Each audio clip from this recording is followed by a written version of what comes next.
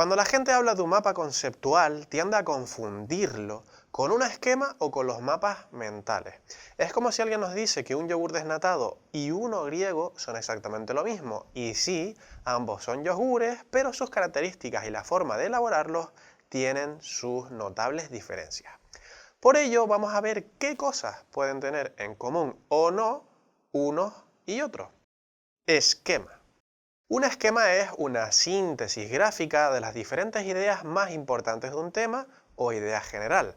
Se caracteriza por elaborarse de izquierda a derecha, quedando la idea fundamental a la izquierda de todo. Su contenido es jerarquizado. Se emplean llaves para establecer las conexiones entre ideas y conceptos. Pueden contener oraciones. Los esquemas son una de las primeras representaciones gráficas que nos enseñan en la escuela y si yo te soy sincero, los odiaba muchísimo. Así que si te pasaba lo mismo, déjame un like para saber cuánta gente pensaba de los esquemas lo mismo que yo. Mapa conceptual.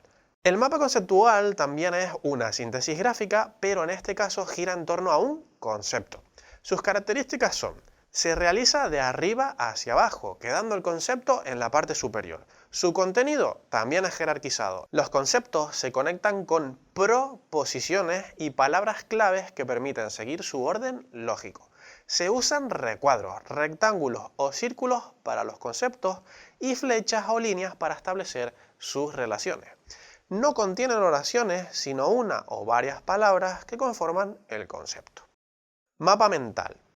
El mapa mental también es una síntesis gráfica en la que se aborda un concepto, pregunta, idea o tema. Sus características son las siguientes. Se realiza de dentro hacia afuera.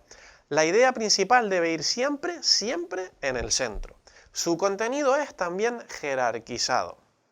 Son totalmente creativos, por lo que puedes usar cualquier forma, un cuadrado, un círculo, un rombo, una nube, lo que se te ocurra, para destacar, evidentemente, los conceptos que forman parte del mapa conceptual. Las conexiones se establecen con líneas rectas, curvas, punteadas, finas, gruesas, lo que te venga en gana. Además predominan las imágenes y símbolos, y se utilizan muchísimos colores.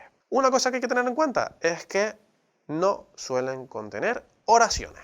Ahora viene la gran pregunta: ¿qué elegir? ¿Un mapa conceptual o un mapa mental? Bueno, pues si lo que quieres es comprender o reflexionar sobre un tema, la mejor opción es el mapa conceptual. En cambio, si lo que necesitas es memorizar un contenido, la mejor opción es un mapa mental. Ahora vamos a ver los 5 pasos para elaborar un mapa conceptual. Así que lo primero que debes tener claro es que no hay una receta con la que abordar todos los temas, sobre todo si son muy amplios. Pero lo cierto es que cuando nos enfrentamos a un tema de estudio, se suelen realizar unas tareas estandarizadas.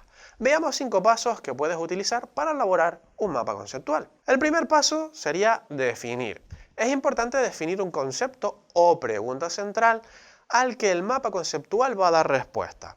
Y te estarás preguntando, ¿cómo demonios hago eso? Por ejemplo, si estás estudiando un tema concreto, lo normal es hacer una primera lectura para tener una idea general del tema y obtener esos conceptos principales. El segundo paso sería listar.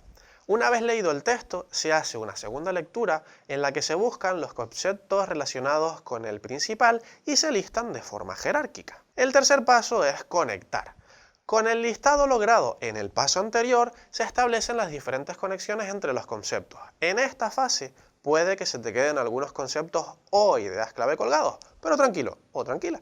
Puedes realizar una tercera lectura del texto para ver dónde deben ser encajados o, por si se te ha escapado algo importante, con lo que poder establecer esas conexiones perdidas. El cuarto paso sería afinar.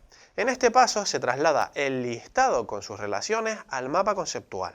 Se le añaden las proposiciones o palabras claves para que guarde una secuencia lógica y así cualquier persona pueda entenderlo al leerlo. Y por último, se lee el mapa conceptual con el objetivo de afinar las relaciones entre los distintos conceptos. El paso quinto y último sería revisar y recolocar. En este último paso es importante revisar todas las ramas del mapa conceptual y ver si hay que reposicionar los conceptos o ideas que así lo puedan requerir. Bueno, eso ha sido todo por el vídeo de hoy. En próximos vídeos veremos cómo realizar estos mapas conceptuales con diferentes herramientas. Así que cuéntame qué te ha parecido este vídeo en los comentarios y nos vemos la próxima semana. Así que por mi parte nada más, un fuerte abrazo y chao.